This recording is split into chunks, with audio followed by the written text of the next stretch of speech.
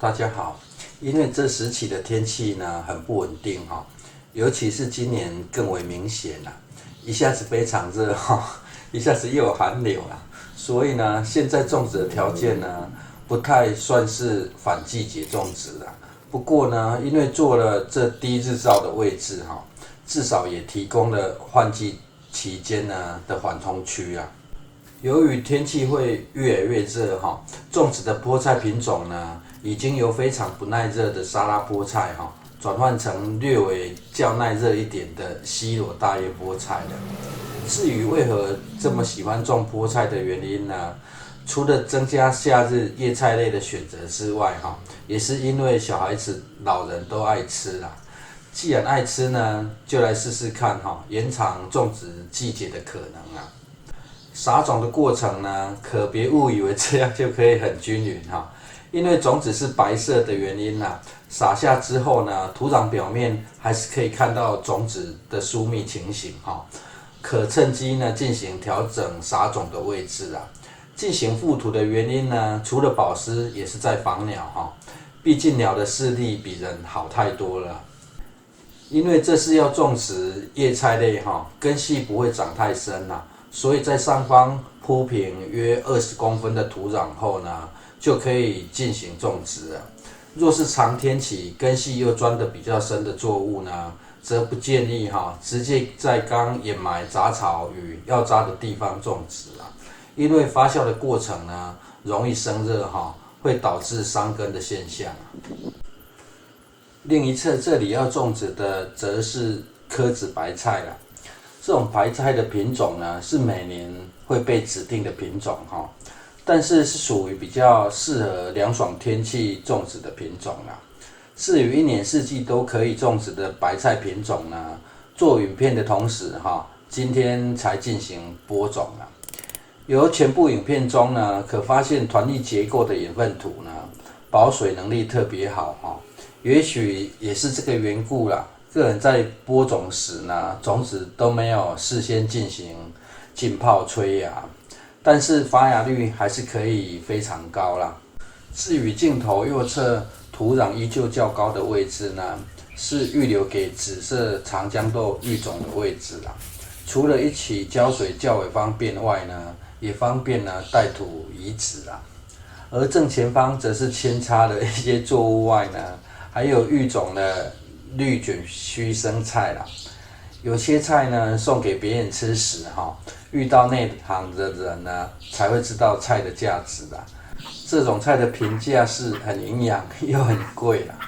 这若要熟食呢，要让它的叶片长到一定的厚度吃起来又是另外一种风味啦。用台语来说呢，是吃它的菜嘎啦。国语呢就不知道该用什么词汇来形容了反正要熟食的话呢，就让叶片长到厚一点就对了啦。种完回家后呢，听到气象预报说有台风形成啊，实在有点扯是知道要反季节种植吗？直接帮忙把天气拉到7、8月的状态所以呢，隔日又在边坡上弄出一条沟方便排水啊。反正兵来将挡嘛，水来土淹啊。家庭种植呢，算是蛮容易调整的啦，就当作是提醒菠菜与白菜都很怕积水啊，多补上一道呢，简易防范措施呢，刚好而台风对于台湾北部造成的雨量比较大了，中南部只是下点小雨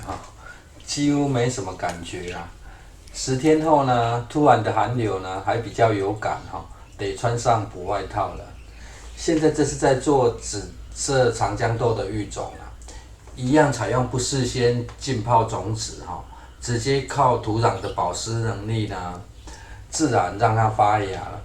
播种时呢，将种子直立式的压进土里因为种子比较大颗啦，可以减少需要覆土的厚度啦。覆盖上土壤之后呢，可以再压一下土壤表面避免浇水时呢把覆土给冲刷掉了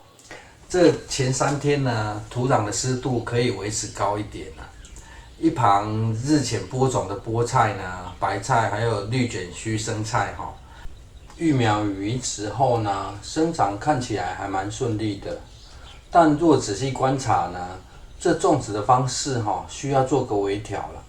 毕竟呢，现在天气已经开始要转热了哈。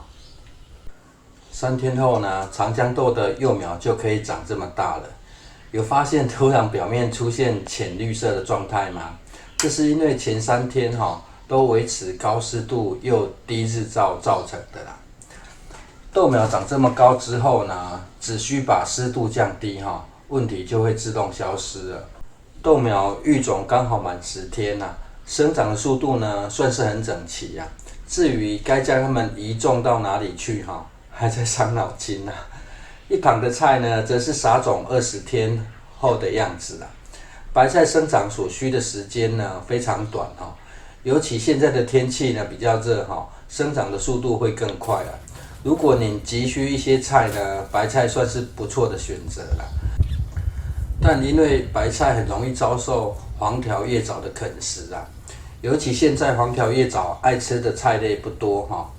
但跟黄条叶藻比吃菜的速度呢，应该不会太难吧？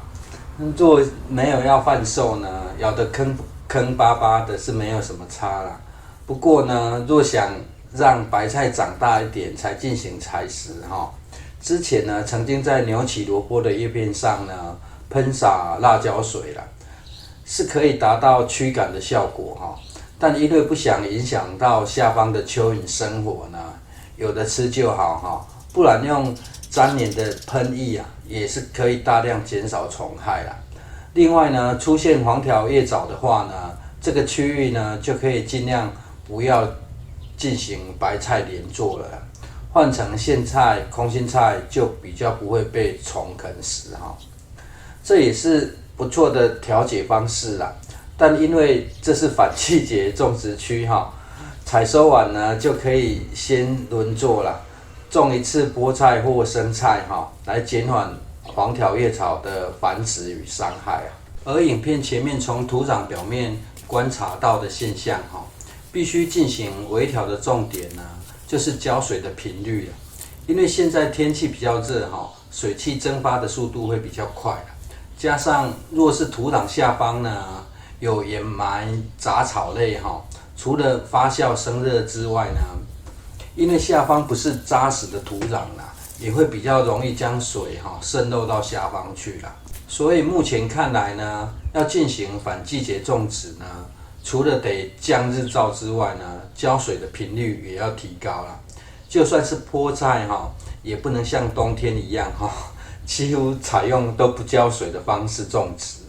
影片最后呢，顺道插播一下当天的百香果结果状况这百香果呢，已经有几颗出现表面被叮咬的状况果皮被叮咬之后呢，光滑的表面呢就会出现小肿块也是时候该在外围补上粘连果虫的喷黏液了只要将粘连的瓶子呢挂在果树外围就可以大大的改善了。谢谢收看。